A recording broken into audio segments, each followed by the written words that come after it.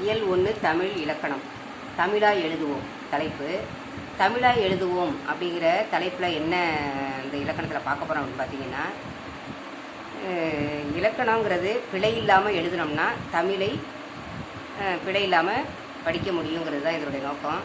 மொழியை மிக சிறந்த கருவின்னு சொல்கிறாங்க. அதை திறம்பட கையாண்டோம்னா மொழி கலையாக ஒளிரும். அதையே பிழையாக எழுதுனா வெறு நிலங்களில் தோன்றக்கூடிய கலையாகவே காணப்படும் அப்படின்னு சொல்கிறாங்க. ஏன்னா இந்த மொழிங்கிறதுங்கிறது தமிழில் மூல மொழியாக இருக்கிறது. அதில் இருக்கிற உயிரெழுத்து, மெய்யெழுத்து, இருமை எழுத்துன்னு சொல்லி எழுத்துலாம் பார்த்துருக்கோம், சின்ன கிளாஸ்லேருந்து பார்த்துட்டு வரீங்க.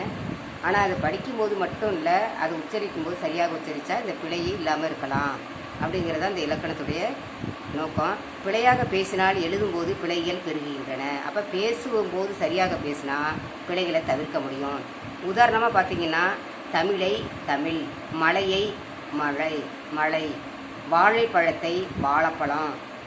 இப்போ 43 சொல்ல வேண்டியதை 43, 33 அப்படிங்கிறத 33, 34 என்பதை 34 அப்படின்னு சொல்லி எழுத்து வழக்கில் சொல்கிறத பேச்சு வழக்கில் சொல்லி அதை எழுத்து வழக்கில் எழுதுவது அப்படிங்கும்போது அது பிழை ஏற்படும். அப்போ பேச்சு வழக்கையே நம்ம திருத்தமாக சரியாக பேசணும்னா, உச்சரிப்பு சரியாக இருந்ததுன்னா மொழியை சரியாக பேச முடியும்.